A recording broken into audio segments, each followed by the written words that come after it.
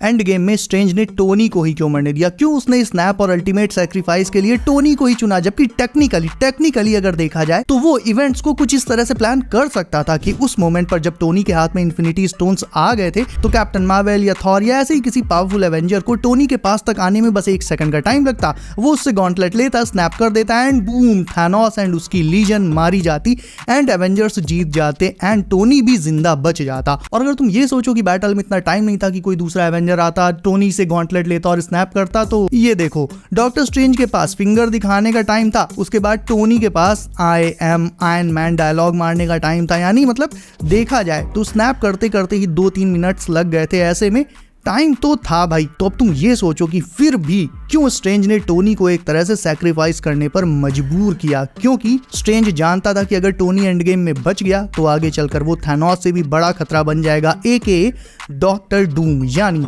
Strange knew कि Tony actual में Doctor Doom है। हेलो गाइस, मेरा नाम है Himanshu and you are watching the Buzzbeam show. And देखो, ये जो मैं बोल रहा हूँ ये सुनने में बहुत ही शॉकिंग एंड वियर्ड है, बट मैं तुम्हें हमेशा की तरह प्रूफ्स देकर ही बात करूंगा आज भी, एंड वीडियो के एंड तक तुम इस बात पर भरोसा करने लगोगे। तो फॉर स्टार्टर्स टोनी का ये डायलॉग सुनो जब वो और ब्रूस मिलकर विजन को क्रिएट कर रहे थे। We're mad scientists. We're monsters, buddy. You gotta own it. Make a stand.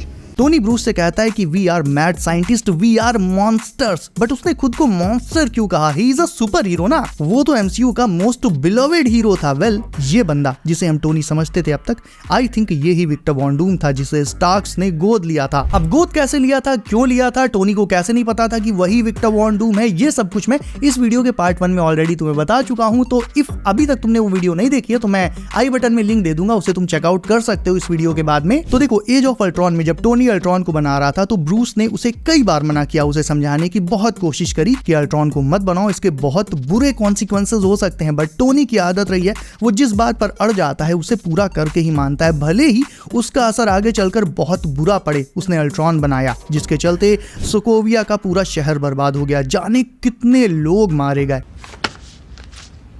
His name was Charlie Spencer. You murdered him. In Sokovia. Iron man 3 में उसने एल्ड्रिच किलियन को कई बार इग्नोर किया, उसकी रिसर्च, उसके जीनियस पर कभी ध्यान ही नहीं दिया, जिसके चलते वो बंदा एक पॉइंट पर खुद को मारने पर आ गया था, बट वहीं से उसका इरादा बदल गया और वो बन गया एक सुपर विलन। और वो टोनी ही था जिसने मिस्टीरियो जैसा एक सुपर विलन तैयार किया। मिस्टीरियो पहले स्टार्क इंडस्ट्रीज में काम करता था और उसने बार्फ टेक्नोलॉजी डेवलप करी थी, बट बजाय उसकी टेक्नोलॉजी को और उसे रिवॉर्ड करने और प्रमोट करने के, टोनी ने उल्टा उसकी टेक्नोलॉजी को नीचा दिखाया और उसे स्टार्क इंडस्ट्रीज से फायर कर दिया, जिसके चलते जाहिर है कोई भी हो किसी आ जाएगा।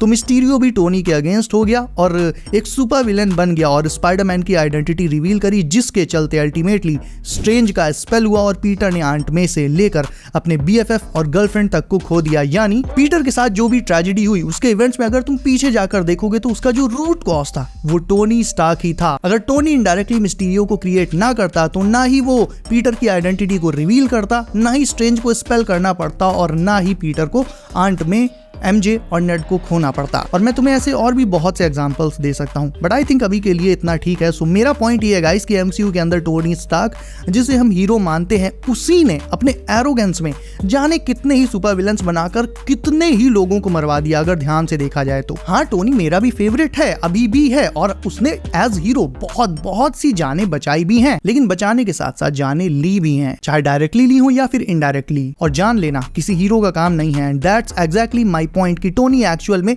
विक्टर वॉन डूम था जिसे स्टार्क्स ने एक हीरो की तरह रेस किया, बट क्योंकि उसकी रियल आइडेंटिटी एक विलन वाली ही थी, इसीलिए वो टाइम टू टाइम खुराफात करके सुपर विलन्स क्रिएट करता रहता है। एंड अब आ जाते हैं स्ट्रेंज वाले आज के मेन पॉइंट पर। And by the way, doctor Doom का कैंग एंड लोकी से भी एक बहुत ही इंटरेस्टिंग एंड डीप कनेक्शन होने वाला है, उसके बारे में अभी आगे जस्ट बात करेंगे। सो इन्फिनिटी वॉर में जब गार्डियंस और एवेंजर्स तू मैं कर रहे थे, तब स्ट्रेंज ने फ्यूचर में जाकर 1,40,06,05 रिजल्ट देखे थे, जिनमें से एक में एवेंजर्स जीत रहे थे। बट अब जो मैं तुम्हें बताने जा रहा हूँ लिटरली भाई बहुत ज्यादा माइंड ब्लोइंग और क्रेजी है। आई थिंक गाइस कि स्ट्रेंज ने झूठ बोला था। स्ट्रेंज एक ऐसा हीरो है जो ग्रेटर गुड के लिए कई बार सीक्रेट्स रखता है, बातें छुपाता है, इवन झूठ भी बोल जाता है। मुझे लगता है कि इन 1,40,06,605 फ्यूचर्स में से सिर्फ एक नहीं बल्कि बहुत से ऐसे रिजल्ट्स रहे होंगे जिनमें एवेंजर्स जीत रहे होंगे, बट एक ऐसा भी फ्यूचर उनमें रहा होगा जिसमें एवेंजर्स टोनी के सैक्रिफाइस से जीत रहे होंगे, जो कि एंड गेम में हुआ था। स्ट्रेंज ने केवल और केवल उसी फ्यूचर को चुना जिसमें टोनी के सैक्रिफाइस से एवेंजर्स जीत पा रहे थे। बाकी के दूसरे फ्यूचर्स उसने इग्नोर कर दिए और एवेंजर्स और गार्डियन से झूठ बोला कि वो सिर्फ एक फ्यूचर में, एक पॉसिबल आउटकम में जीत रहे हैं। और उसके झूठ बोलने का रीजन ये था क्योंकि स्ट्रेंज को डर था कि अगर एवेंजर्स जीत गए और टोनी का सैक्रिफाइस ना हुआ, अगर टोनी जिंदा बच गया तो आगे चलकर टोनी अपनी ट्रू आइडेंटिटी एके विक्टर वॉन डूम को जान जाएगा और फिर वो दुनिया के लिए थानोस से भी कहीं बड़ा खतरा बन जाएगा। खुद सोचो, थानोस को मारना इतनी कोई टेढ़ी खीर नहीं है एवेंजर्स के लिए। थॉर ने स्टॉर्म ब्रेकर से उसे वन टैप कर दिया था। इवन मल्टीवर्स ऑफ मैडनेस में अर्थ 838 में थानोस को इल्यूमिनाटी ने ही मार दिया था। वहां तो हीरोज की कोई इतनी बड़ी आर्मी भी नहीं थी। और अगर अभी भी तुम्हें भरोसा नहीं हो रहा है तो अब तुम्हें एक बहुत शॉकिंग और बहुत बड़ा प्रूफ देता हूं इस बात का कि स्ट्रेंज जानता था कि टोनी ही आगे चलकर विक्टर वॉन डूम बन जाएगा। देखो, जब जब टाइम स्टोन की बात आती है स्ट्रेंज बहुत ज्यादा अकड़ जाता है। वो स्टोन को किसी के साथ भी शेयर नहीं कर सकता। टोनी ने जब उससे स्टोन को नष्ट करने के लिए कहा था इन्फिनिटी वॉर में, तो याद है ना स्ट्रेंज ने उसे क्या जवाब दिया था? If Thanos needs those 6, why don't we just stick this one down the garbage disposal? No can do. We swore an oath to protect the time stone with our lives. Things change. Our oath to protect the time stone cannot change. Strange ने कहा था कि time stone को protect करने की हमारी जो शपथ है वो नहीं टूट सकती किसी कीमत पर। यानी टाइम स्टोन स्ट्रेंज को उसकी जान से भी ज्यादा प्यारा है। लेकिन सोचो, उसने वही टाइम स्टोन इतनी आसानी से टाइटन ग्रह पर थानोस को क्यों दे दिया? क्योंकि स्ट्रेंज बहुत बड़ा जुआ खेल रहा था। वो एक तीर से 2 निशाने लगा रहा था। वो चाहता तो टोनी को वहीं के वहीं थानोस के हाथों मर जाने देता, लेकिन इससे डूम तो खत्म हो जाता, लेकिन थानोस का खतरा फिर भी बना रहता।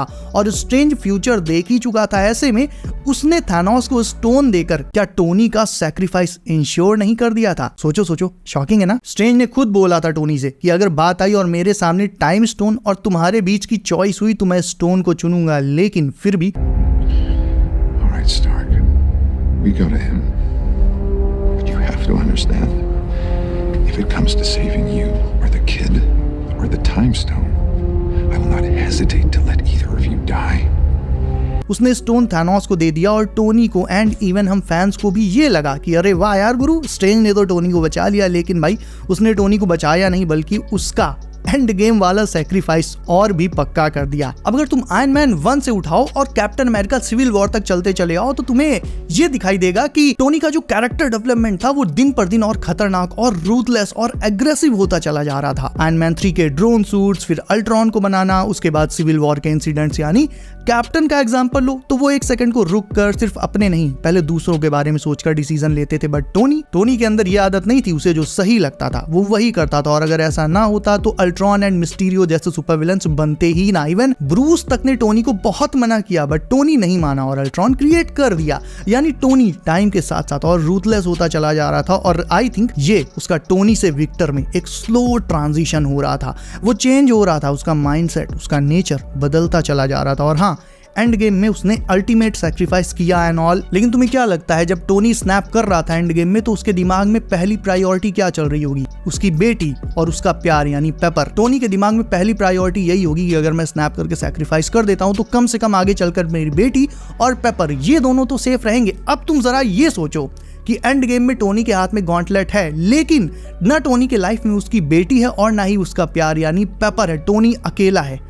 तब तुम सोचो क्या टोनी स्नैप करता या स्नैप करने से पहले कोई दूसरा तरीका ढूंढता? इस बात को प्रैक्टिकली सोचो एंड इस पर अपना जवाब मुझे कमेंट करके बताओ। And I think strange knew about the reality of Tony. वो जानता था कि टोनी एक्चुअल में टोनी नहीं बल्कि डूम है और आगे अगर इसे जिंदा रहने दिया तो ये आगे चलकर थानोस से भी बड़ा खतरा बन जाएगा। And that's exactly why he let him die in Endgame. जबकि चाहता तो वो टोनी को वार्न करके, मतलब बहुत से तरीके हैं देखा जाए तो स्ट्रेंज टोनी को डेफिनेटली बचा सकता था। या एक सेकंड में थॉर या कैप्टन मार्वल जैसा कोई भी एवेंजर टोनी से गॉन्टलेट लेकर स्नैप कर सकता था। But nope, Strange let Tony die. Ultron बनाते टाइम ब्रूस जब टोनी को वार्न कर रहा था कि ऐसा मत करो, ये बहुत खतरनाक है, तो टोनी का मानना था कि वो ये रिस्क लेगा क्योंकि उसे दुनिया को प्रोटेक्ट करने के लिए एक सुरक्षा कवच बनाना है। सेम यही थिंकिंग हमेशा से डॉक्टर डूम की भी रही है। अगर डूम को लगता है कि एक डेंजरस स्टेप लेने से ग्रेटर गुड किया जा सकता है, बहुत सारे लोगों का भला किया जा सकता है, तो वो हिचकिचाता नहीं है, वो तुरंत ही उस काम को कर देता है। बेस्ट एग्जांपल है बैटल वर्ल्ड। डूम जान गया था कि मल्टीवर्स को बचाया नहीं जा सकता, इनकर्जन्स को रोका नहीं जा सकता। अब सिर्फ एक ही रास्ता है कि एक ऐसी दुनिया हो जिसमें अलग अलग यूनिवर्सेस का थोड़ा थोड़ा हिस्सा हो और उसमें सबके सब उसके यानी डूम के रूल के अंडर खुशी खुशी रहें। तो था तो ये भी एक डेंजरस प्लान, बट डूम ने इसे किया। यानी एमसीयू में टोनी की और कॉमिक्स के डूम की मेंटालिटी ऑलमोस्ट सेम ही रही है हमेशा से। एंड अब वही बात करें इन सब में कैंग का क्या कनेक्शन है, तो ये तो और भी ज्यादा डीप और इंटरेस्टिंग है गाइस। पार्ट 1 में मैंने तुम्हें बताया था कि कैसे ही हू रिमेन्स काफी पहले डूम से बैटल कर चुका है, एंड जब उसने सीक्रेट टाइमलाइन को बनाया तब उसने बाकी की दूसरी जो भी टाइमलाइंस थी उन्हें प्रून कर दिया या कह लो साइलेंट कर दिया।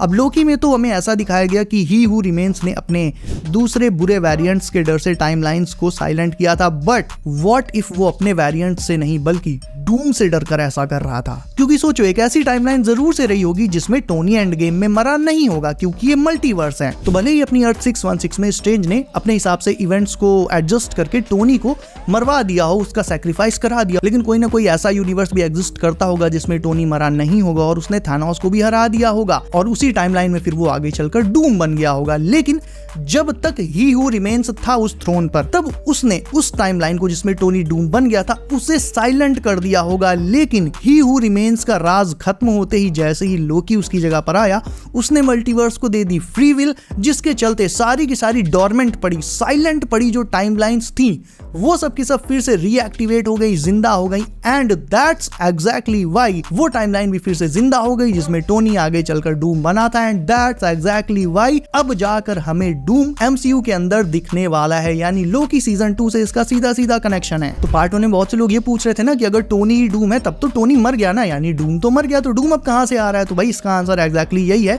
कि जो दूसरी टाइमलाइन थी जो साइलेंट पड़ी थी, थोड़ा सा और आसान भाषा में बता देता हूं ताकि कंफ्यूजन ना हो। अपनी अर्थ 616 में अपनी ये जो टाइमलाइन है सीक्रेट टाइमलाइन, इसमें स्ट्रेंज ने टोनी को जिंदा नहीं रहने दिया, उसका सैक्रिफाइस करा दिया। लेकिन कोई दूसरी टाइमलाइन ऐसी रही होगी मल्टीवर्स में जिसमें टोनी आगे कंटिन्यू करा होगा, थानोस को हराया भी होगा और जिंदा भी रहा होगा और आगे चलकर डूम बन गया होगा। तो उस टाइमलाइन को जब तक ही हू रिमेन्स था उसने साइलेंट कर रखा था, लेकिन जब लोकी आया तो उसके आते ही फ्री विल और दुनिया भर के ड्रामे के चलते वो टाइमलाइन फिर से एक्टिवेट हो गई और इसीलिए अब डूम वापस आ गया है। तो यही रीजन है कि डूम अभी तक एमसीयू में हमारे सामने नहीं आया था, लेकिन जैसे ही लोकी सीजन 2 के इवेंट्स हुए, ही हू रिमेन्स कुर्सी से हटा और लोकी ने फ्री विल के चलते सारी साइलेंट पड़ी टाइमलाइंस को फिर से एक्टिवेट किया, वो टाइमलाइन भी एक्टिव हो गई। एंड इसीलिए अब टोनी एके डूम अब जाकर हमारे सामने आ रहा है और वो भी आरडीजे के चेहरे के साथ। एवेंजर्स डूम्सडे के चेयर वाले टीजर में हमें टॉम हिडलस्टन एके लोकी की चेयर भी दिखी, जिससे मुझे अपनी इस थ्योरी पर और भी भरोसा हो गया है।